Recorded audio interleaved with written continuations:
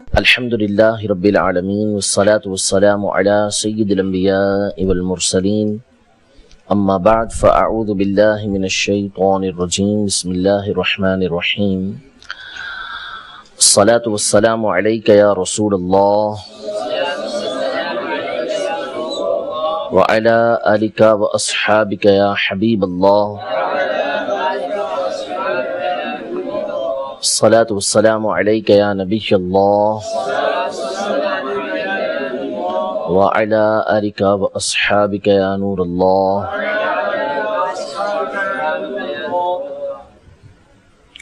قاضی ایاز بن موسیٰ بن ایاز مالکی رحمۃ اللہ تعالی علیہ کی کتاب الشفاء بتعریف حقوق المصطفیٰ صلی اللہ تعالی علیہ وسلم کا درس ہمارا جاری ہے، اور الباب الاول یعنی پہلے باب کی 8 فصلیں بیان ہو چکی ہیں، اور اس باب کا جو مقصد ہے وہ قرآن پاک کی ان آیات کا ذکر کرنا ہے کہ جس میں نبی کریم صلی اللہ تعالی علیہ وآلہ وسلم کی جو قدر و منزلت بارگاہ رب العزت میں ہے اس پر جو صریح آیات دلالت کرتی ہیں ان کو بیان کرنا اس باب میں مقصود ہے۔ تو اس کی 8 فصلیں گزر چکی ہیں، آج انشاءاللہ 9ویں فصل کا ہمارا درس ہوگا۔ قرآن مجید فرقان حمید میں اللہ جل شانہ نے کئی صورتیں مکمل ایسی نازل فرمائیں کہ جس میں سرور دو عالم صلی اللہ تعالی علیہ وآلہ وسلم کے فضائل، آپ کے کمالات، آپ کے مرتبے، یہ پوری کی پوری صورت میں واضح الفاظ کے اندر بیان ہوئے ہیں، جیسے سورہ والضحیٰ میں از ابتدا تا انتہا نبی رحمت صلی اللہ تعالی علیہ وسلم کی شان و عظمت کو بیان کیا گیا اور واضح الفاظ میں بیان کیا گیا۔ اسی طرح سورہ علم نشرح کے اندر نبی کریم صلی اللہ تعالی علیہ وسلم کی جو قدر و منزلت اللہ تبارک و تعالی کی بارگاہ میں ہے، آپ کا مقام و مرتبہ اللہ تبارک و تعالی کی بارگاہ میں ہے، اس کو بیان کیا گیا ہے۔ انہی صورتوں میں سے ایک صورت نبی کریم صلی اللہ تعالی علیہ وسلم کی شان و عظمت میں جو نازل ہوئی، جس کے بارے میں خود نبی کریم رؤوف الرحیم علیہ افضل الصلاۃ والتسلیم نے یہ ارشاد فرمایا کہ مجھ پر وہ صورت نازل کی گئی ہے جو مجھے سب سے زیادہ پیاری ہے۔ اس صورت میں نبی رحمت شفیع امت صلی اللہ تعالی علیہ وآلہ وسلم کے کئی فضائل، کئی کمالات بیان کیے گئے۔ آپ کو اس بات کی بشارت دی گئی کہ اللہ نے آپ کے طفیل، آپ کے صدقے میں، آپ کی برکت سے آپ کے اگلے پچھلوں کے گناہوں کو معاف فرما دیا ہے۔ آپ کو اللہ تبارک و تعالی نے صراط مستقیم پر استقامت عطا فرمائی ہے۔ آپ پر اپنی نعمتوں کو اللہ تبارک و تعالی نے تمام کیا ہے، اور آپ کے غلاموں کو بھی جو بشارت دی گئی ہے اور جو آپ کے غلاموں کے ساتھ اللہ تبارک و تعالی معاملہ فرمائے گا، اس کو اس صورت کے اندر بیان کیا۔ اور یہ صورت سورۃ الفتح ہے، سورۃ الفتح جو قرآن پاک کے 26ویں پارے میں موجود ہے، اور 26ویں پارے کی یہ تیسری صورت ہے ترتیب کے لحاظ سے۔ یہ صورت اس وقت نازل ہوئی جب نبی کریم صلی اللہ تعالی علیہ وآلہ وسلم عمرہ فرمانے کے لیے مکہ مکرمہ سن 6 ہجری میں جانے لگے، تو کفار قریش نے، حالانکہ یہ قاعدہ اور اصول ہے، ہمیشہ سے یہ اصول رہا کہ کفار قریش کی کسی سے بھی دشمنی ہو، کیسی ہی دشمنی ہو، وہ کعبۃ اللہ المشرفہ سے کسی کو نہیں روک سکتے تھے۔ یعنی حالات عرب، اگر ہم جو عربوں کے حالات ہیں جو اسلام سے پہلے کے تھے وہ پڑھیں تو ان کی جو دشمنیاں ہیں وہ ہمارے سامنے بین ہیں، واضح ہیں بالکل، کہ آپس میں کیسے ان کے جھگڑے تھے۔ لیکن اس کے باوجود قریش کسی بھی قبیلے کو مکہ مکرمہ آنے سے نہیں روک سکتے تھے۔ وجہ یہ تھی کہ کعبۃ اللہ شریف تمام لوگوں کا مرکز تھا اور مرکز ہے، تو اس لیے تمام لوگ وہاں پر آ سکتے تھے۔ لیکن کفار قریش، مشرکین مکہ، نبی کریم صلی اللہ تعالی علیہ وسلم کی عداوت میں اس قدر بڑھ گئے تھے، اس قدر غلوف تھا کہ جب سن 6 ہجری میں نبی کریم صلی اللہ تعالی علیہ وآلہ وسلم اپنے اصحاب کے ساتھ تشریف لانے لگے مکہ مکرمہ کی طرف، تو انہوں نے حضور علیہ الصلوۃ والسلام کو روکنے کے لیے جنگ کی تیاری شروع کی، اور باقاعدہ ایک لشکر جو ہے نبی کریم صلی اللہ علیہ وسلم کو روکنے کے لیے بھیجا، لیکن آپ علیہ الصلوۃ والسلام چونکہ جنگ کا ارادہ نہیں رکھتے تھے، اس وقت لڑنے کا کوئی ارادہ نہیں تھا، آپ نے مکہ مکرمہ ہی جانا تھا، تو آپ ایک دوسرا راستہ اختیار کر کے حدیبیہ کی طرف سے مکہ مکرمہ کی طرف چلے، جو ایک طویل راستہ ہے، وہ کٹھن راستہ ہے، اس راستے سے آپ چلے، اور جب حدیبیہ کے مقام پر پہنچے تو وہاں آپ رکے، اور وہاں بار بار کفار قریش کے نمائندوں نے آ کر اس بات کا اظہار کیا کہ ہم آپ کو مکہ مکرمہ نہیں آنے دیں گے۔ اور پھر وہاں پر مشہور دو واقعے پیش آئے۔ نمبر 1 صلح حدیبیہ ہوئی وہاں پر، کہ جس میں کچھ شرائط طے ہوئے کہ مسلمان اور کفار کی یعنی مشرکین مکہ کی آپس میں کوئی جنگ نہیں ہوگی، اور یہ باتیں طے ہوئیں جس میں بظاہر مسلمانوں کے خلاف شرائط نظر آتی تھی، مسلمان اس میں دبتے ہوئے نظر آتے تھے، لیکن نبی کریم صلی اللہ تعالی علیہ وسلم نے یہ صلح کی، جس میں ایک شرط یہ تھی کہ اگر کوئی کافر مکہ مکرمہ سے ایمان قبول کر کے مسلمانوں کے پاس آتا ہے تو مسلمان اسے لوٹا دیں گے، اور اگر کوئی مسلمان نعوذ باللہ من ذالک اپنے دین سے پھرتا ہے، پھرا نہیں کوئی، لیکن اگر کوئی پھرتا ہے اور مکہ مکرمہ جاتا ہے تو مشرکین مکہ اس کو نہیں لوٹائیں گے، اور ایک دوسرے کے در پہ نہیں ہوں گے، تجارت جاری رہے گی، ایک دوسرے کے قافلے نہیں روکیں گے۔ یہ ساری باتیں طے ہو گئیں، اور یہ وہ موقع تھا کہ جس میں بڑے بڑے صحابہ کرام علیہم رضوان کو یہ بات سمجھ نہیں آ رہی تھی کہ ہم باوجود حق پر ہونے کے ایسی شرائط کیوں قبول کریں، حتیٰ کہ حضرت عمر رضی اللہ تعالی عنہ وہ بھی اس بات پہ تیار نہیں تھے، لیکن نبی کریم صلی اللہ تعالی علیہ وآلہ وسلم جو کائنات میں سب سے زیادہ عقل مند ہے، اللہ نے سب سے زیادہ ان کو عقل عطا فرمائی، سب سے زیادہ دانائی ان کو عطا فرمائی، آپ جانتے تھے کہ یہ وہ شرائط ہیں کہ جس کی وجہ سے اسلام پھیلے گا، اور واقعی یہی ہوا جو نبی کریم صلی اللہ تعالی علیہ وسلم نے اپنی دانائی کے ذریعے، اپنی ذہانت کے ذریعے جو شرائط طے کی تھیں، اس کے بعد جو اسلام کا پھیلاؤ ہوا اور لوگ بکثرت جو ہے گروہ در گروہ اسلام کے اندر یہ داخل ہونے لگے، تو یہ صلح حدیبیہ کہلاتی ہے۔ اور ایک واقعہ بیعت رضوان کا پیش آیا کہ جس میں حضرت سیدنا عثمان غنی رضی اللہ تعالی عنہ آپ مکہ مکرمہ گئے گفتگو کرنے کے لیے اور حالات دیکھنے کے لیے، تو کفار قریش نے آپ کو وہاں روک لیا، اور وہاں آپ کا وہ ایمان افروز واقعہ پیش آیا کہ کفار قریش نے آپ کے مقام کی وجہ سے، جو آپ کی شخصیت تھی اس کی وجہ سے آپ سے کہا کہ آپ چاہیں تو آپ عمرہ کر لیں، آپ طواف کر لیں، ہم آپ کو کچھ نہیں کہیں گے۔ تو عثمان غنی رضی اللہ تعالی عنہ نے کہ خوب ان کو جواب دیا کہ میں اپنے آقا علیہ الصلوۃ والسلام کے بغیر عمرہ نہیں کر سکتا، طواف نہیں کر سکتا، لیکن یہ خبر پھیل گئی کہ سیدنا عثمان غنی رضی اللہ تعالی عنہ کو شہید کر دیا گیا ہے۔ پھر اس پر بیعت رضوان ہوئی، مسلمانوں نے اس بات پر بیعت کی کہ ہم نہ بھاگیں گے نہ یہاں سے فرار ہوں گے، اور آپ کے ہاتھ پر بیعت کی، اس کو بیعت رضوان کہتے ہیں۔ اور بیعت رضوان کے اندر جو صحابہ کرام علیہم رضوان تھے، وہ غزوہ بدر کے بعد سب سے افضل صحابہ کرام علیہم رضوان کہلاتے ہیں، سب سے افضل صحابہ کہلاتے ہیں۔ بیعت رضوان کا ایک جو پس منظر بیان کیا گیا وہ یہ بیان کیا گیا ہے، باقی اور بھی اس کے بارے میں اقوال ہیں۔ تو یہ دو واقعے اس وقت پیش آئے، مشہور واقعے۔ پھر نبی کریم صلی اللہ تعالی علیہ وآلہ وسلم نے حدیبیہ ہی کے اس حصے میں کہ جو حرم کے اندر داخل ہے، وہاں پر جانور کو قربان کیا، ہدیہ دی، اور اپنا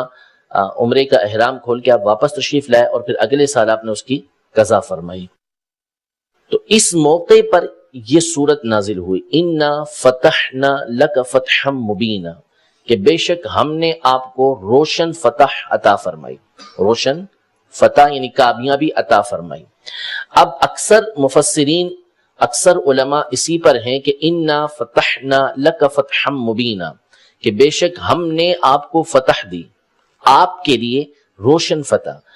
یہ ماضی ہی کا صیغہ ہے، پاسٹ کا صیغہ ہے، گزرے ہوئے زمانے کا صیغہ ہے کہ ہم نے آپ کو فتح عطا کر دی، ہم نے آپ کو فتح عطا کر دی، یعنی آپ کو صلح حدیبیہ کے اندر آپ نے جو شرائط طے کی ہیں اس کے مطابق آپ فاتح ہیں، اب آپ کا دین یہ مزید پھیلے گا۔ تو صلح حدیبیہ کے اندر ہم نے آپ کو فتح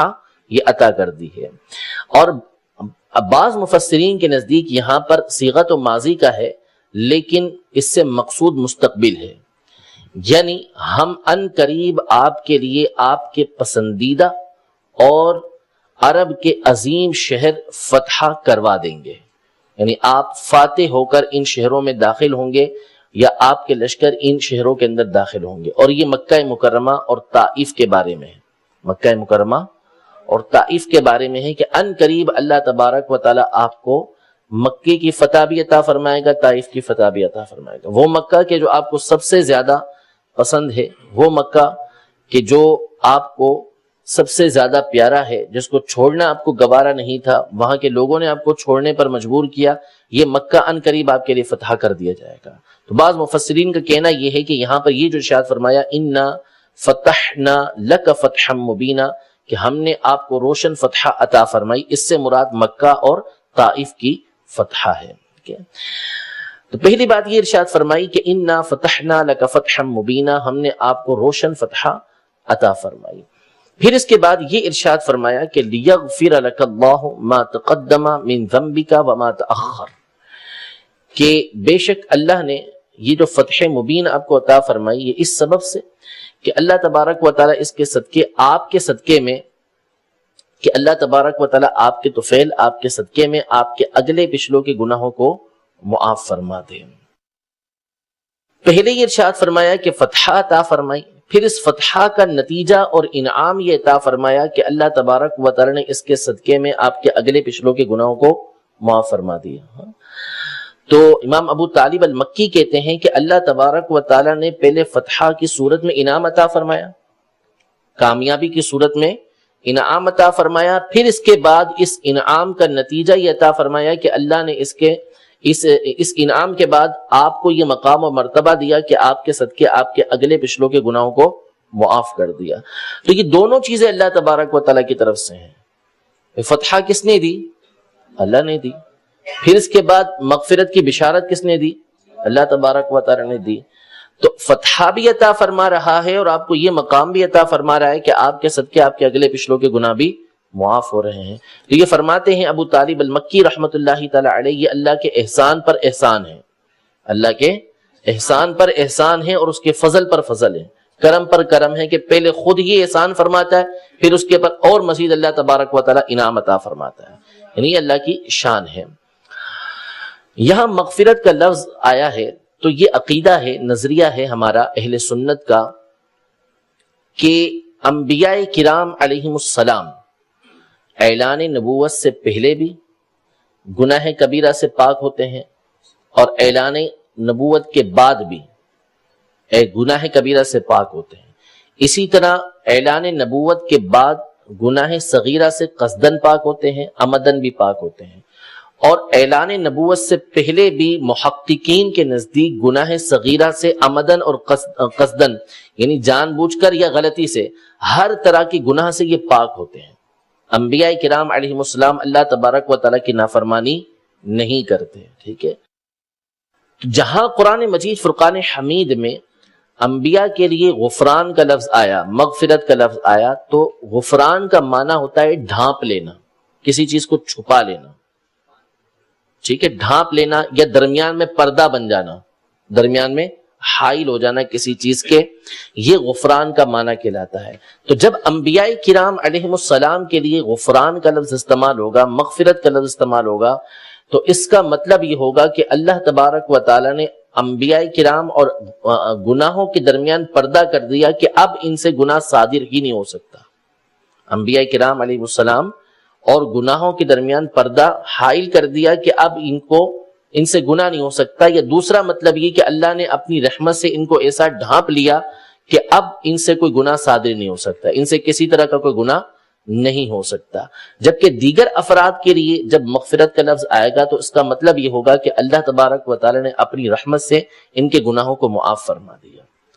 دیگر افراد کے لیے, انبیاء کرام علیہ السلام کے علاوہ دیگر افراد کے لیے جب مغفرت کا لفظ آئے گا تو اس کا مطلب کیا ہوگا کہ اللہ نے اپنی رحمت سے ان کے گناہوں کو معاف فرما دیا.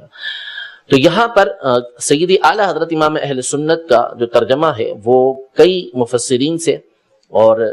تابعین سے یہ ترجمہ ثابت ہے, اور یہی قرآن و حدیث کے دیگر آیات اور احادیث کا جو مضمون ہے ان سے مؤید بھی ہے کہ یہ ارشاد فرمایا لیغفر لک اللہ ما تقدم من ذنبک وما تأخر, کہ تاکہ اللہ تبارک و تعالی آپ کے صدقے میں آپ کے اگلے پچھلوں کے گناہوں کو معاف فرما دے. یعنی لام یہاں پر سببیت کا ہے کہ اللہ تبارک و تعالیٰ نے نبی کریم صلی اللہ تعالیٰ علیہ وسلم کی ذات گرامی کو یہ مقام اور مرتبہ عطا فرمایا ہے کہ اللہ تبارک و تعالیٰ ان کے صدقے ان کے اگلے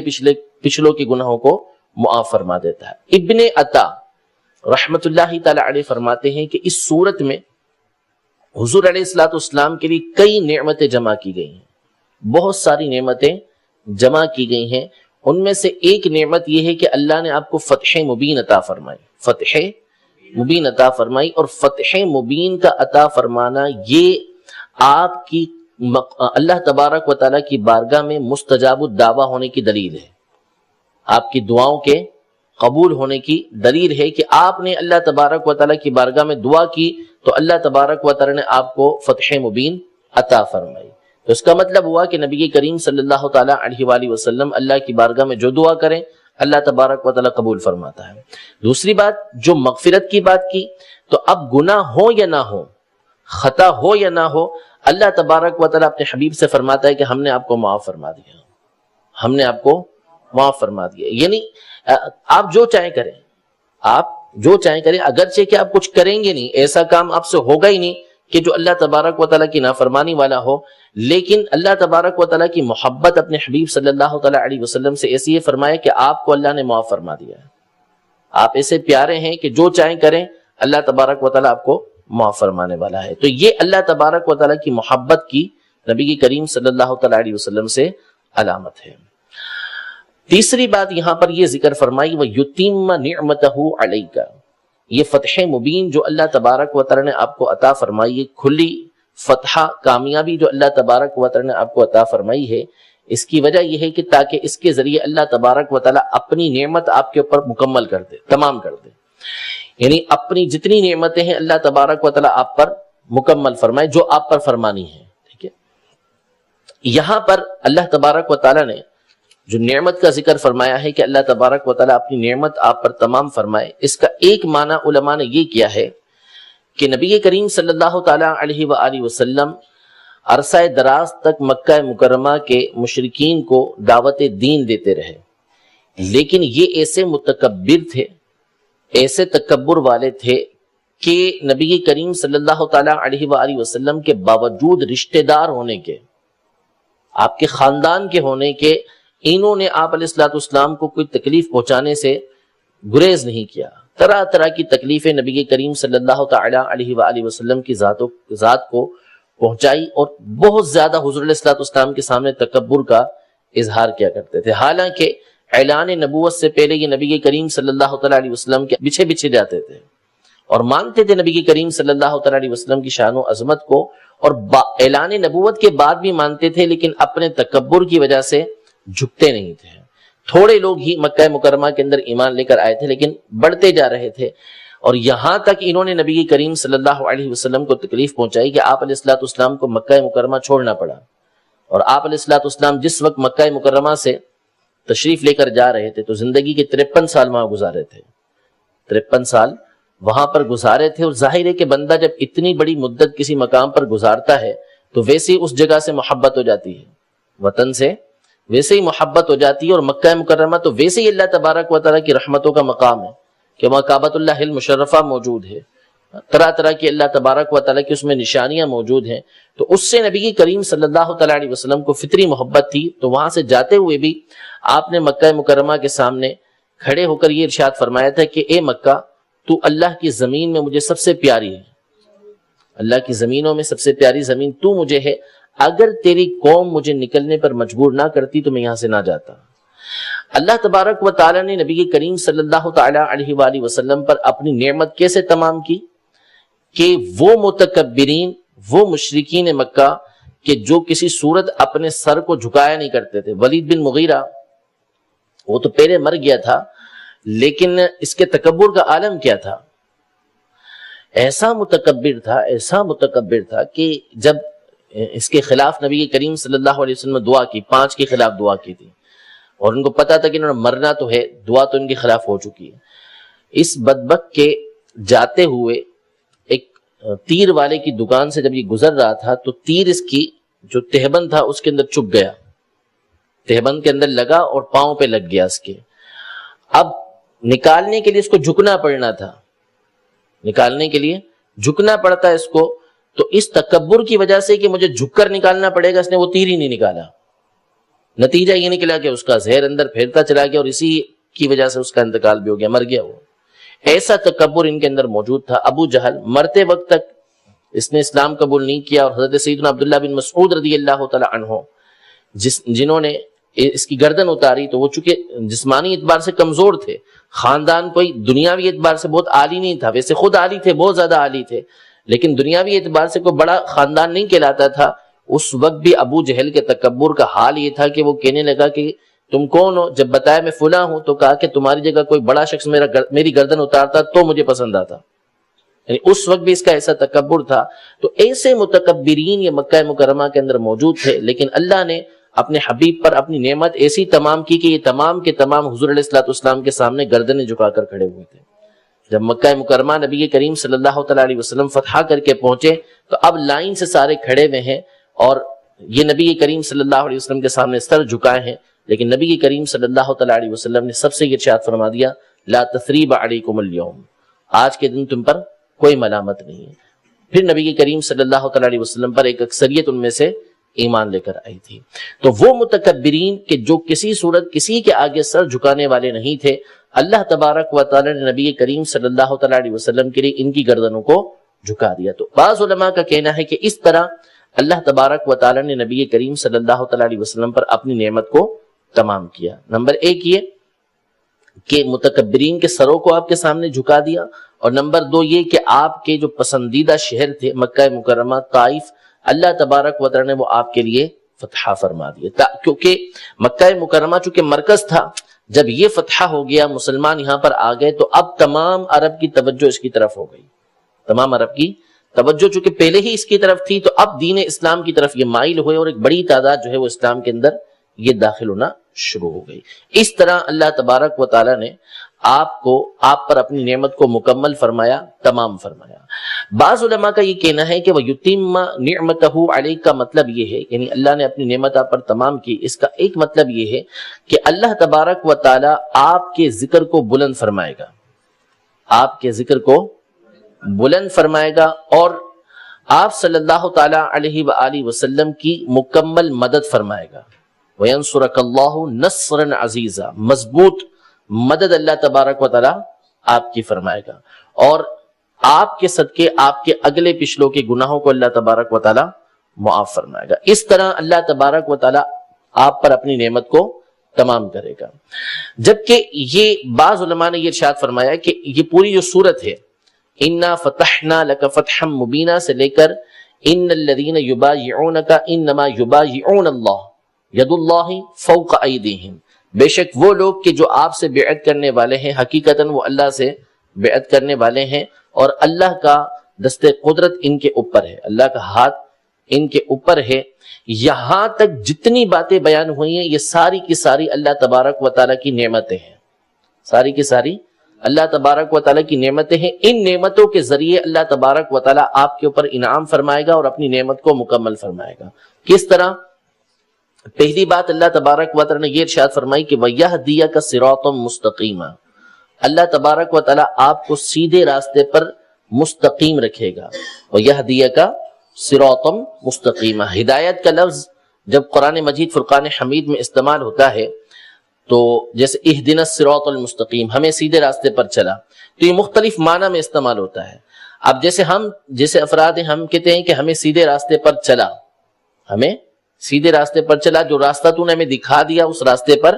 چلا، جو تیرے حبیب صلی اللہ علیہ وسلم نے ہمارے سامنے واضح کر دیا اس پر ہمیں چلا. جب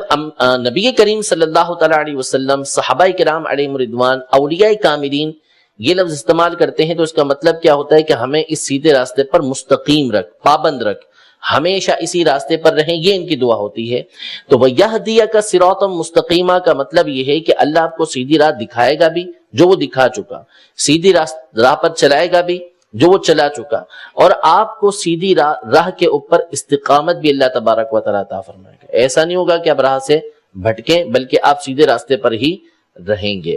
اور فرمایا وَيَنْصُرَكَ اللَّهُ نَصْرًا عَزِيزًا، دوسری نعمت کیا ہے کہ اللہ تبارک و تعالیٰ آپ کی بھرپور مدد فرمائے گا. اب نبی کریم صلی اللہ تعالی علیہ وآلہ وسلم کی جو شفقت اور رحمت ہے خصوصاً اپنی امت پر، ویسے تو آپ سب پر جو ہے وہ شفیق ہیں، سب پر شفیق محبت فرمانے والے ہیں، جو اللہ تبارک و تعالیٰ کے خلاف ہو پھر اس کے نبی کریم صلی اللہ علیہ وسلم سب سے بڑے مخالف ہیں، سب سے زیادہ اس کے مخالف نبی کریم صلی اللہ تعالیٰ علیہ وسلم ہیں۔ لیکن آپ چاہے مسلمان ہوں کفار ہوں، اپنے زمانے میں نبی کریم صلی اللہ علیہ وسلم نے ہر ایک کی ہدایت کے لیے کوشش کی۔ یہ آپ کا ہدایت کے لیے کوشش کرنا، اللہ تبارک و تعالیٰ کی راہ کی طرف لے کر آنا، یہ کیا ہے؟ نبی کریم صلی اللہ تعالیٰ علیہ وسلم کا ہر ایک پر شفقت فرمانا ہے، ہر ایک پر شفقت فرمانا ہے۔ لیکن جو آپ کی اپنی امت سے محبت ہے، اللہ تبارک و تعالیٰ نے اس بات کی گواہی ارشاد فرمائی کہ بالمؤمنین رؤوف الرحیم، کہ مسلمانوں پر تو کمال مہربان ہے، مسلمانوں پر تو کمال مہربان ہے۔ مسلمانوں پر آپ کی شفقت یہ بالکل جدا ہے۔ نبی کریم صلی اللہ تعالیٰ علیہ وسلم اگر طبیعت پر غور کریں، سیرت پر غور کریں، حالات پر غور کریں، تو آپ علیہ الصلوۃ والسلام کی ذات وہ ہے کہ جو اللہ تبارک و تعالیٰ کی مخلوق میں سب سے اعلیٰ ہے۔ آپ کو کسی چیز کا کوئی اندیشہ نہیں ہے، لیکن جتنی بھی باتوں پر غور کرتے ہیں تو معلوم یہی ہوتا ہے کہ ہر معاملے میں اپنی امت کی جو شفقت تھی، امت کی بخشش تھی، یہ نبی کریم صلی اللہ علیہ وسلم کو سب سے زیادہ پسندیدہ ہے۔ مثلا ایک حدیث پاک کے اندر ہے کہ مجھے اس بات کا اختیار دیا گیا کہ میری نصف امت، آدھی امت جنت میں داخل ہو جائے، یا میں شفاعت کو اختیار کر لوں، شفاعت لے لوں، یا میری آدھی امت جنت میں داخل ہو جائے۔ حضور علیہ الصلوۃ والسلام فرماتے ہیں کہ میں نے شفاعت کو اختیار کیا، اس لیے کہ شفاعت جو ہے یہ عام ہے اور زیادہ کفایت کرنے والی ہے، زیادہ لوگ اس کے ذریعے بخشے جائیں گے۔ اور پھر فرمایا کہ تم کیا سمجھتے ہو یہ امت کے متقین کے لیے ہے؟ اترون للمتقین، نہیں، بلکہ یہ امت کے گناہ گاروں کے لیے، اور ایک روایت میں ہلاک ہو جانے والوں کے لیے میری شفاعت ہے۔ تو نبی کریم صلی اللہ تعالیٰ علیہ وسلم سب سے زیادہ اس بات کو پسند فرمایا کرتے تھے کہ آپ کی امت بخشی جائے۔ اس صورت کے اندر اللہ تبارک و تعالیٰ نے اس بات کو بھی بیان فرمایا، لِيُدْخِلَ الْمُؤْمِنِينَ وَالْمُؤْمِنَاتِ جَنَّاتٍ تَجْرِي مِن تَحْتِهَا الْأَنْهَارُ خَالِدِينَ فِيهَا وَيُكَفِّرُ عَنْهُمْ سَيِّئَاتِهِمْ وَكَانَ ذَلِكَ عِندَ اللَّهِ فَوْزًا عَظِيمًا۔ کہ نعمت کا تمام کرنا کیسے ہے؟ ایک نعمت کی تمام کی صورت یہ ہے کہ اللہ تبارک و تعالیٰ آپ پر ایمان لانے والے مردوں اور آپ پر ایمان لانے والی عورتوں کی مغفرت فرمائے اور ان کو جنت کے اندر داخل فرمائے گا، ان کو جنت میں داخل فرمائے گا، وہ جنت کے جس کے نیچے نہریں بہتی ہیں، اس میں ہمیشہ رہیں گے، اور اللہ تبارک و تعالیٰ ان کی خطاؤں کو مٹا دے گا، ان کے گناہوں کو مٹا دے گا، اور یہ اللہ تبارک و تعالیٰ کے نزدیک بہت بڑی کامیابی ہے۔ تو نبی کریم صلی اللہ تعالیٰ علیہ وسلم کی بہت بڑی خواہش اس طریقے سے پوری فرمائی کہ اللہ تبارک و تعالیٰ نے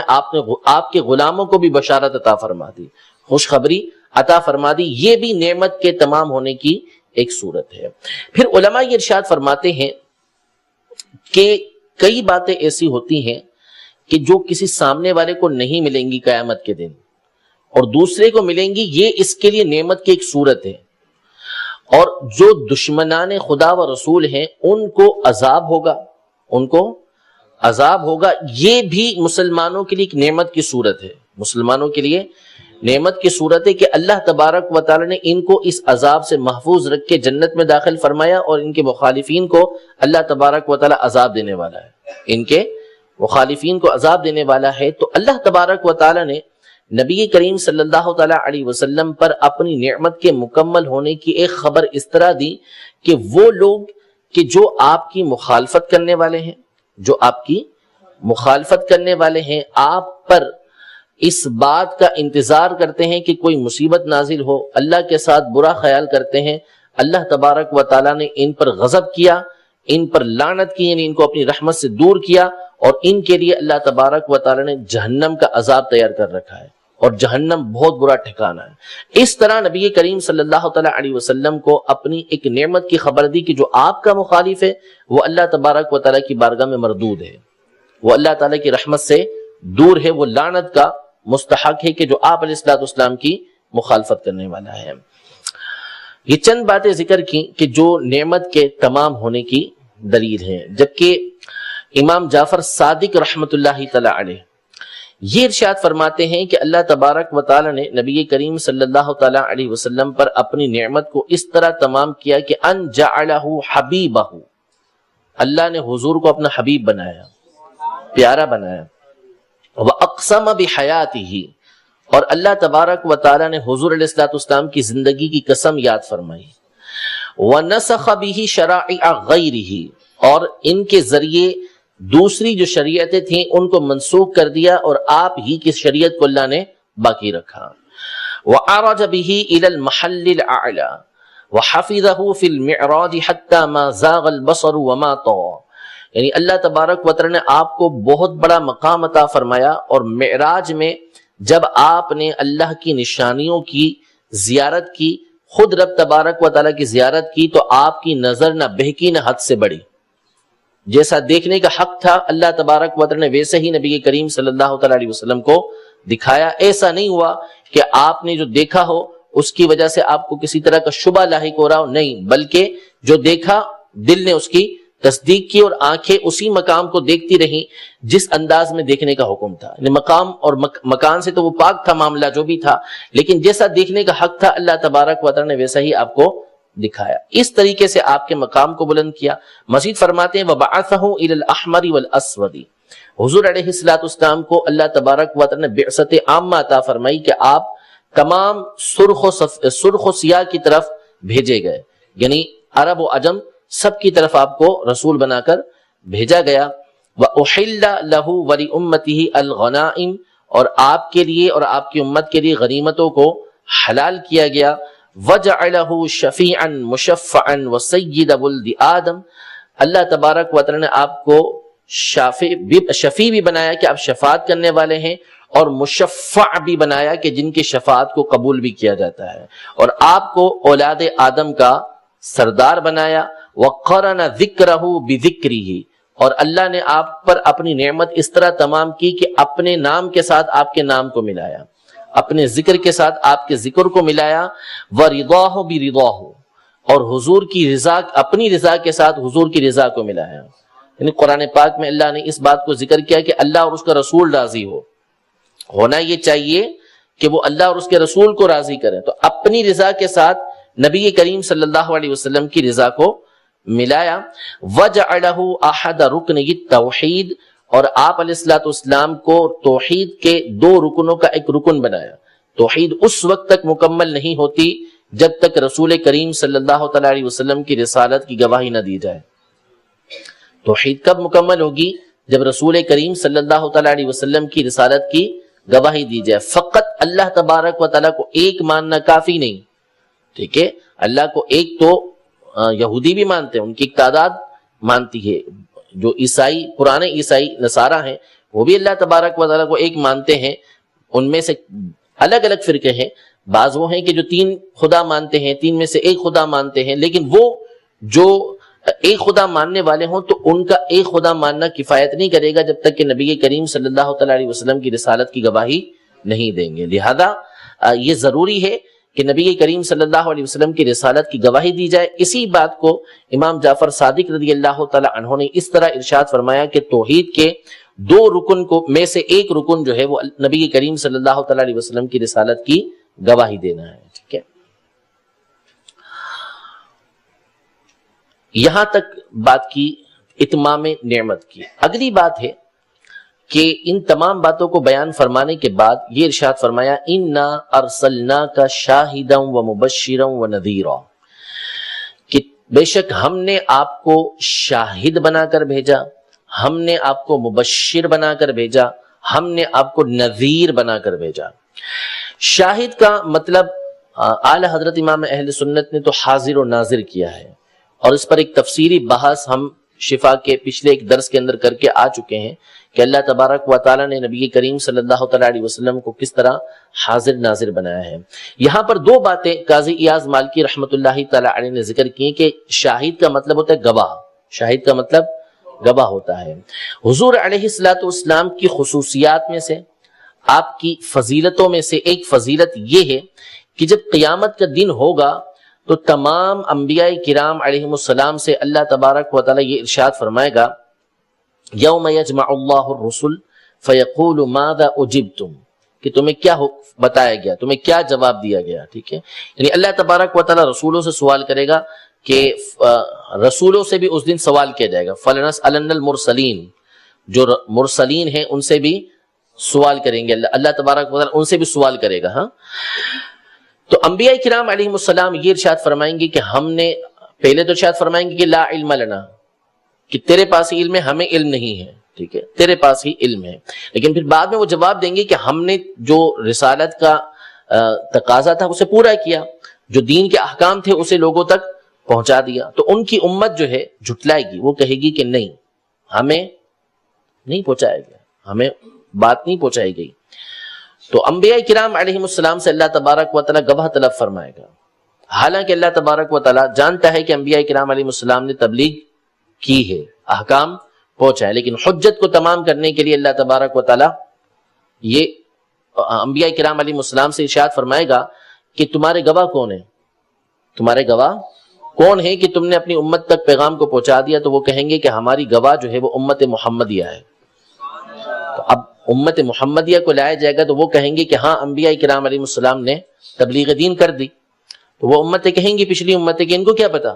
یہ تو ہمارے بعد آئے تھے، یہ تو ہمارے بعد آئے تھے. اب سوال ہوگا امت محمدیہ سے،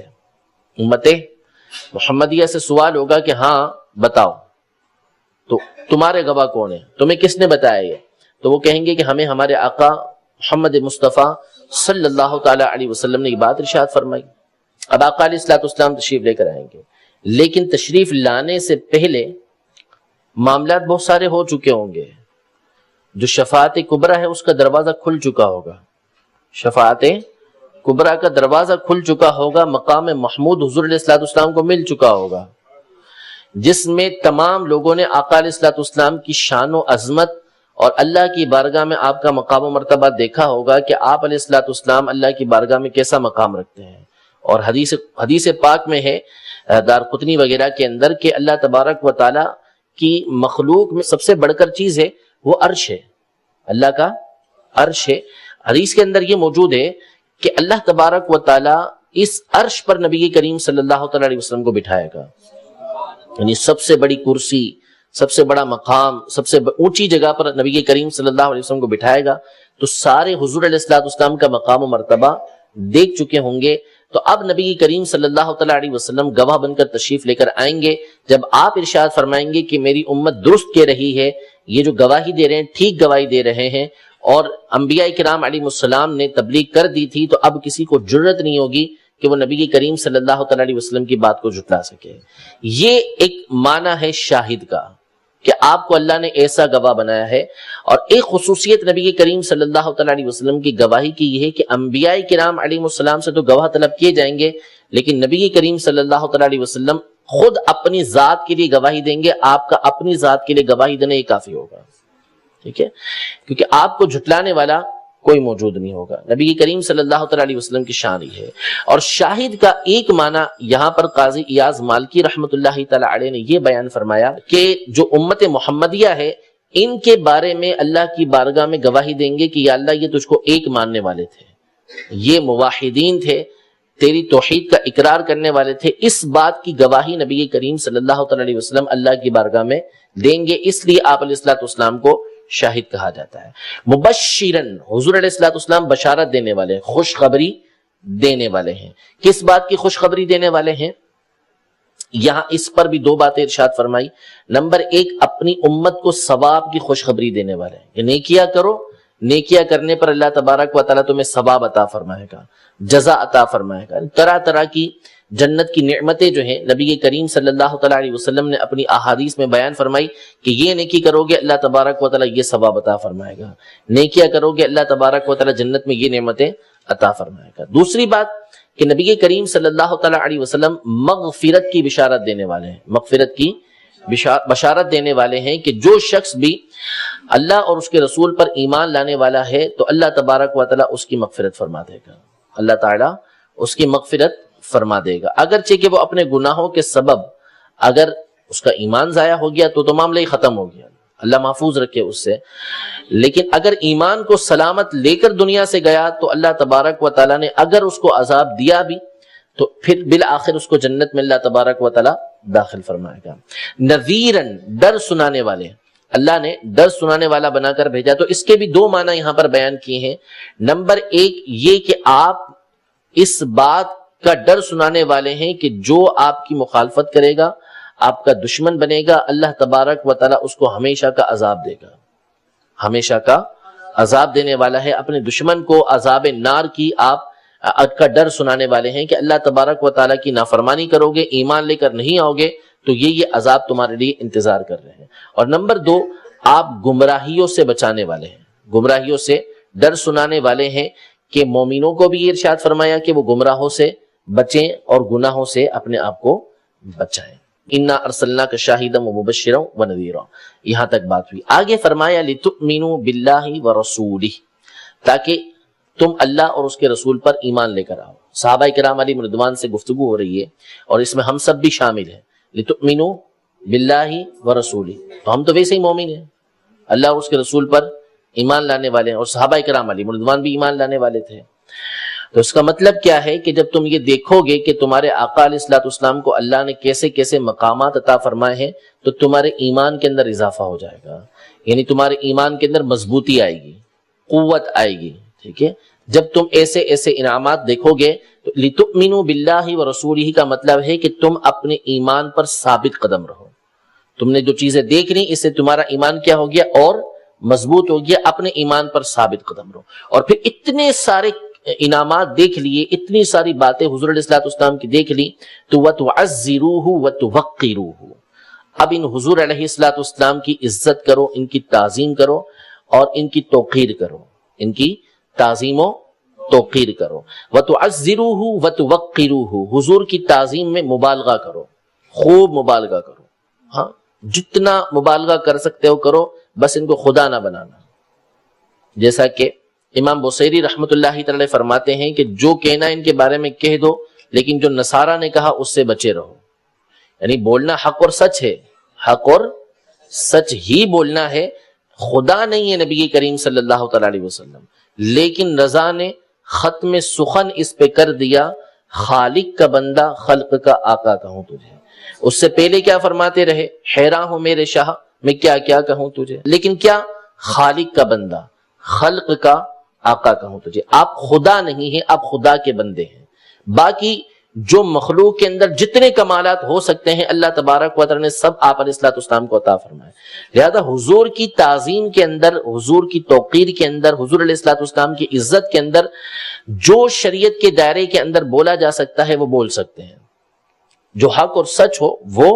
بولا جا سکتا ہے. تو تعظیم کی جو صورتیں ہیں، شاہ عبدالعزیز محدث دہلوی رحمۃ اللہ تعالی علیہ اور دیگر بزرگوں نے یہ ارشاد فرمایا کہ جو طریقہ کار شریعت مطہرہ کے دائرے کے اندر آتا ہے، میلاد کی صورت کے اندر آتا ہے، نعت خوانی کی صورت کے اندر آتا ہے، آپ کے فضائل و کمالات بیان کرنے کی صورت کے اندر آتا ہے، تو جو باتیں بھی اس میں آتی ہیں وہ تمام کی تمام اس تعظیم و توقیر والی آیت کے اندر داخل ہیں. میلاد منا رہے ہیں، شریعت کے دائرے کے اندر منا رہے ہیں، وَتُعَزِّرُوهُ وَتُوَقِّرُوهُ پر عمل ہو رہا ہے، حضور کی تعظیم کی جا رہی ہے، حضور کی توقیر کی جا رہی ہے. اور بعض نے اس کو پڑھا ہے وَتُعَزِّرُوهُ کی جگہ وَتُعَزِّزُوهُ، ان کی خوب عزت کرو، ان کی خوب عزت کرو. اور بعض نے وَتُعَزِّرُوهُ کا معنی کیا ہے کہ ان کی خوب مدد کرو، ان کی خوب مدد کرو، یعنی ان کے دین کی مدد کرو، ان کے دین کی مدد کرو. وَتُسَبِّحُوهُ بُكْرَةً وَأَصِيلًا، اور ان کے رب کی صبح و شام پاکی بولو، یعنی اللہ کی صبح و شام پاکی بولو. تو اکثر علماء کا یہی قول ہے کہ وَتُعَزِّرُوهُ وَتُوَقِّرُوهُ، اس میں دونوں باتیں بیان ہوئی ہیں نبی کریم صلی اللہ تعالی علیہ وسلم کے لیے. اور تسبحو کا تعلق یہ اللہ تبارک و تعالیٰ کی ذات کے ساتھ ہے کہ صبح و شام اللہ تبارک و تعالیٰ کی پاکی بولو. یعنی کیوں پاکی بولو؟ ویسے تو بہت ساری نعمتیں اللہ تبارک و تعالیٰ نے کی ہیں، لیکن آقا دیکھو تمہیں کیسا عطا کیا ہے کہ جس کے یہ فضائل و کمالات اس میں بیان ہوتے ہوئے آ رہے ہیں. تو ایسے آقا کے امتی ہو، اس لیے اللہ تبارک و تعالیٰ کی صبح و شام پاکی بولا کرو. ٹھیک ہے، یہاں تک یہ باتیں بیان کی. پھر اس کے بعد وہی بیعت رضوان کا تذکرہ فرمایا کہ بے شک وہ لوگ کہ جو آپ کے ہاتھ پر بیعت کرنے والے ہیں وہ اللہ ہی سے بیعت کرنے والے ہیں اور اللہ کا ہاتھ ان کے اوپر ہے۔ یہاں یہ بحث کی ہے کہ چونکہ اللہ تبارک و تعالی جسم و جسمانیت سے پاک ہے، اللہ تعالیٰ جسم و جسمانیت سے پاک ہے، اس کا جسم نہیں ہے جیسا ہمارا جسم ہے، اللہ تبارک و تعالی اس سے پاک ہے، ٹھیک ہے۔ تو یہاں پر ید اللہ سے مراد جو ہے، ہاتھ سے مراد اللہ تبارک و تعالی کی قدرت ہے، اللہ تبارک و تعالی کی قدرت ہے، اللہ تبارک و تعالی کی رحمت ہے، اللہ تبارک و تعالی کا انعام ہے، اللہ تبارک و تعالی کا ثواب ہے۔ یہ مختلف چیزیں بیان کی ہیں کہ جو آپ سے بیعت کرنے والے ہیں اللہ تبارک و تعالی ان کی مدد فرمانے والا ہے، اس پر اللہ تبارک و تعالی ان کو ثواب عطا فرمانے والا ہے، اس پر اللہ تبارک و تعالی ان کی مدد فرمانے والا ہے، ان پر احسان فرمانے والا ہے۔ ید اللہ کا یہ معنی قاضی ایاز مالکی رحمۃ اللہ تعالی علیہ نے یہ ذکر فرمایا۔ پھر ایک مختصر بحث یہاں پر یہ کی ہے کہ چونکہ اللہ تبارک و تعالی ید سے پاک ہے، جسم سے پاک ہے، تو یہ مجاز کے معنی میں ہوئے۔ جہاں قرآن پاک میں اس طرح کے الفاظ آئے ہیں تو علماء کی جو متاخرین کی جماعت ہے انہوں نے اس سے مراد کیا لیا ہے؟ مجازی معنی مراد لیا، حقیقی معنی مراد نہیں لیا۔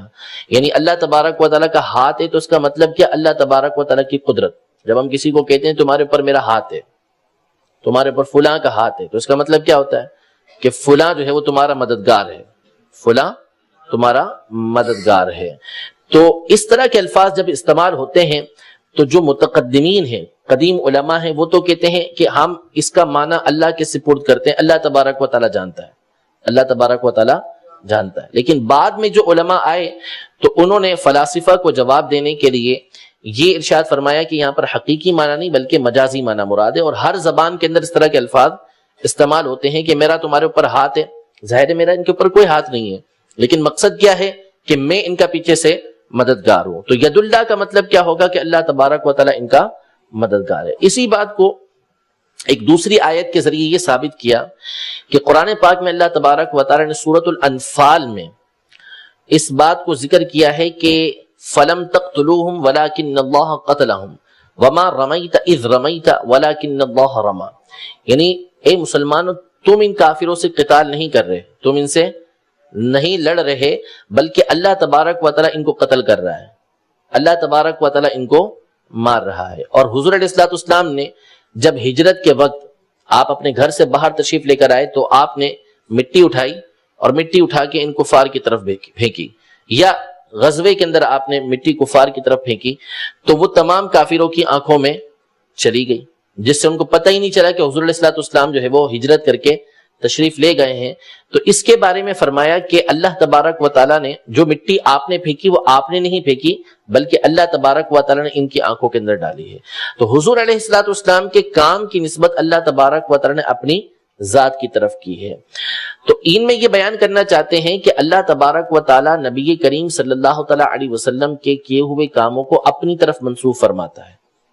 یعنی اگر دیکھا جائے دنیاوی اعتبار سے، ظاہری اعتبار سے یہ کام کس نے کیا؟ صحابہ نے کیا اور نبی کریم صلی اللہ علیہ وسلم نے کیا، لیکن اللہ تبارک و تعالیٰ اس کام کی نسبت کیا کر رہا ہے؟ اپنی ذات کی طرف فرما رہا ہے، اپنی ذات کی طرف فرما رہا ہے۔ اس سے اس کام کی اہمیت ظاہر ہوتی ہے کہ یہ کام تم نے نہیں کیا، ہم نے کیا، اور یہ حقیقی اعتبار سے ہے، کیونکہ بندے کے بس میں نہیں ہے کہ وہ اپنی کوئی چیز دوسرے تک پہنچا سکے۔ میں پتھر پھینکتا ہوں آپ کی طرف تو میرے بس کے اندر نہیں ہے کہ پتھر آپ تک پہنچ جائے، کون پہنچائے گا؟ اللہ تبارک و تعالیٰ۔ لہذا یہاں پر حقیقی معنی مراد ہوگا، اور ید اللہ فوق ایدیہم میں جو ہے اس سے مراد مجازی معنی ہوگا، اس سے مجازی معنی ہوگا، وہاں پر حقیقی معنی مراد نہیں ہے۔ اس بات کو قاضی ایاز مالکی رحمۃ اللہ تعالی علیہ نے بیان کیا ہے۔ یہ آج کے سبق کا خلاصہ اور تفصیل دونوں تھی، تفصیل بھی آ گئی اور اس کے اندر سبق کا خلاصہ بھی آ گیا۔ اب دیکھ لیں کہ کیا ارشاد فرمایا ہے، کیونکہ اس کتاب کی جو عبارت ہے وہ بھی بابرکت ہے، شفا شریف کی جو عبارت ہے وہ بھی بابرکت ہے، کیونکہ شفا کے بارے میں علماء نے یہ ارشاد فرمایا کہ جس گھر کے اندر یہ ہو اللہ تبارک و تعالیٰ اس کو آسیب سے محفوظ رکھتا ہے، جنات سے محفوظ رکھتا ہے۔ عقیدہ نظریہ مضبوط ہو تو اللہ تبارک و تعالیٰ یہ برکت عطا فرماتا ہے۔ اور شروع میں بیان ہو چکا ہے کہ علامہ عابد سندھی رحمۃ اللہ تعالیٰ علیہ جو زبردست محدث گزرے ہیں، اعلیٰ حضرت کے شیخ الشیخ ہیں، وہ فرماتے ہیں کہ اس کی قرات کی برکت سے زیارت مصطفیٰ صلی اللہ علیہ وسلم بھی نصیب ہوتی ہے، مجرب ہے یہ، تو اس لیے ہم عبارت چھوڑتے نہیں ہیں، پڑھنے کی کوشش کرتے ہیں تاکہ اس کی برکت بھی ہمیں حاصل ہو جائے. فرماتے ہیں بسم اللہ الرحمن الرحیم. الفصل التاسع، نوی فصل. فيما تضمنته سورة الفتح من كراماته صلى الله عليه وسلم. قال الله تعالى إنا فتحنا لك فتحا مبينا إلى قوله تعالى يد الله فوق أيديهم. تضمنت هذه الآيات من فضله والثناء عليه وكريم منزلته عند الله تعالى ونعمته لديه ما يقصر الوصف عن الانتهاء إليه. یعنی اللہ تبارک و تعالی نے اس سورت کے اندر جو آیات نازل فرمائی، ان میں نبی کریم صلی اللہ تعالی علیہ وسلم کی وہ ثنا ہے، اللہ کی بارگاہ میں آپ کا وہ مقام و مرتبہ بیان کیا گیا ہے کہ جس کو کوئی زبان بیان نہیں کر سکتی. یعنی اس کی مکمل تفصیل کوئی نہیں کر سکتا کہ جو حضور علیہ الصلوۃ والسلام کو عطا فرمایا. فابتدأ جل جلالہ بإعلامہ بما قضاہ لہ من القضاء البین بظہورہ وغلبتہ علی عدوہ وعلو کلمتہ وشریعتہ وانہ مغفور لہ غیر مؤاخذ بما کان وما یکون. قال بعضهم أراد غفران ما وقع وما لم يقع أي أنك مغفور لك. وقال مكي جعل الله المنة سببا للمغفرة وكل من عنده لا إله غيره منة بعد منة وفضلا بعد فضل. ثم قال ويتم نعمته عليك قيل بخضوع من تكبر لك وقيل بفتح مكة والطائف وقيل يرفع ذكرك في الدنيا وينصرك ويغفر لك. فأعلمه بتمام نعمته عليه بخضوع متكبر عدوه له وفتح أهم البلاد عليه وأحبها له ورفع ذكره وهدايته الصراط المستقيم المبلغ الجنة والسعادة ونصره النصر العزيز ومنته على أمته المؤمنين بالسكينة والطمانية التي جعلها في قلوبهم وبشارتهم بما لهم عند ربهم بعد وفوزهم العظيم والعفو عنهم والستر لذنوبهم وهلاك عدوه في الدنيا والآخرة ولعنهم وبعدهم من رحمته وسوء منقلبهم. ثم قال إنا أرسلناك شاهدا ومبشرا ونذيرا الآية. فعد محاسنه وخصائصه من شهادته على أمته لنفسه لتبليغه الرسالة لهم. وقيل شاهدا لهم بالتوحيد ومبشرا لأمته بالثواب وقيل بالمغفرة ومنذرا عدوه بالعذاب وقيل محذرا من الضلالات ليؤمن بالله ثم به من سبقت له من الله الحسنى ويعزروه أي يجلونه وقيل ينصرونه وقيل يبالغون في تعظيمه ويوقروه أي يعظمونه وقرأه بعضهم وتعززوه بزائين من العز والأكثر والأظهر أن هذا في حق محمد صلی اللہ تعالی علیہ وسلم. ثم قال وتسبحوه فهذا راجع الى اللہ تعالی. گفتگو اس پر تمام پیچھے گزر چکی ہے. آگے فرماتے ہیں قال ابن عطاء، ابن عطا کہتے ہیں جمع للنبی صلی اللہ تعالی علیہ وسلم فی هذه السورة نعم مختلف من الفتح المبین. یعنی نبی کریم صلی اللہ تعالی علیہ وآلہ وسلم کے لیے اس سورت میں مختلف نعمتیں جمع کر دی گئی ہیں. سب سے پہلی کیا؟ من الفتح المبین، فتح مبین عطا فرمائی. وہی من اعلام الاجابتی، یہ آپ کے مستجاب الدعویٰ ہونے کی علامت ہے، علامتوں میں سے ایک علامت ہے. والمغفرتی وہی من اعلام المحبتی، اور آپ کو اللہ نے بخش دیا، مغفرت عطا فرمائی، اور یہ اللہ کی محبتوں میں سے ایک نشانی ہے. وتمام النعمتی وہی من اعلام الاختصاص، اور آپ پر اپنی نعمت کو تمام کیا، یعنی ایسا تمام کیا کہ آپ کے علاوہ کسی اور کو ایسی خصوصیت عطا نہیں فرمائی. والہدایتی وہی من اعلام الولایتی، اور اللہ نے آپ کو ہدایت پر استقامت دی. اس کا مطلب ہے کہ آپ کا مددگار یہ اللہ تبارک و تعالیٰ ہی ان باتوں کی نشانیوں میں سے ہے. پھر فرماتے ہیں فالمغفرۃ تبرئۃ من العیوب. مغفرت کا مطلب کیا ہے کہ آپ تمام عیوب سے پاک ہیں. اور فرمایا وہ تمام النعمتی ابلاغ الدرجۃ الکاملہ، اور نعمت کے تمام کرنے کی ایک صورت کیا ہے کہ کامل درجے تک اللہ تبارک و تعالی نے آپ کو پہنچا دیا. والہدایۃ وہی الدعوۃ الی المشاہدہ. وقال جعفر بن محمد من تمام نعمته علیہ ان جعلہ حبیبہ واقسم بحیاتہ ونسخ به شرائع غیرہ وعرج به الی المحل الاعلی وحفظہ فی المعراج حتى ما زاغ البصر وما طغى وبعثه إلى الأحمر والأسود وأحل له ولأمته الغنائم وجعله شفيعا مشفعا وسيد ولد آدم وقرن ذكره بذكره ورضاه برضاه وجعله أحد ركني التوحيد. ثم قال تعالى إن الذين يبايعونك إنما يبايعون الله يعني بيعة الرضوان أي إنما يبايعون الله ببيعتهم إياك يد الله فوق أيديهم يريد عند البيعة قيل قوة الله وقيل ثوابه وقيل منته وقيل عقده. وهذه استعارات وتجنيس في الكلام وتأكيد لعقد بيعتهم إياه وعظم شأن المبايع صلى الله عليه وسلم. وقد يكون من هذا قوله تعالى فلم تقتلوهم ولكن الله قتلهم وما رميت إذ رميت ولكن الله رمى. وإن كان الأول في باب المجاز وهذا في باب الحقيقة لأن القاتل والرامي بالحقيقة هو الله وهو خالق فعله ورميه وقدرته عليه ومسببه ولأنه ليس في قدرة البشر توصيل تلك الرمية حيث وصلت حتى لم يبق منهم من لم تملأ عينه. وكذلك قتل الملائكة لهم حقيقة وقد قيل في هذه الآية الأخرى إنها على المجاز العربي ومقابلة اللفظ ومناسبته أي ما قتلوهم وما رميت أنت إذ رميت وجوههم بالحصباء والتراب ولكن الله رمى قلوبهم بالجزع أي أن منفعة الرمي كانت من فعل الله فهو القاتل والرامي بالمعنى وأنت بالاسم. رب العزت جل وعلا ہم سب کو نبی کریم رؤوف الرحیم علیہ افضل الصلاۃ والتسلیم کی شان و عظمت ہمیشہ بیان کرتے رہنے کی توفیق عطا فرمائے. آپ کے مبارک صحابہ کرام علیہم رضوان کے صدقے میں اللہ تبارک و تعالی ہمارے دلوں کو حضور علیہ الصلوۃ والسلام کے حقیقی محبت سے بھر دے. رب العزت جل وعلا حضور علیہ الصلوۃ والسلام کی شفاعت ہمیں، ہمارے خاندان کو، ہمارے تمام متعلقین کو، ہر سنی کو اللہ تبارک و تعالی عطا فرمائے اور آپ کے شفاعت کے صدقے میں اللہ تبارک و تعالی بلا حساب و کتاب ہم سب کو جنت الفردوس میں داخلہ نصیب فرمائے. آمین بجاہ النبی الامین صلی اللہ تعالی علیہ وآلہ وسلم.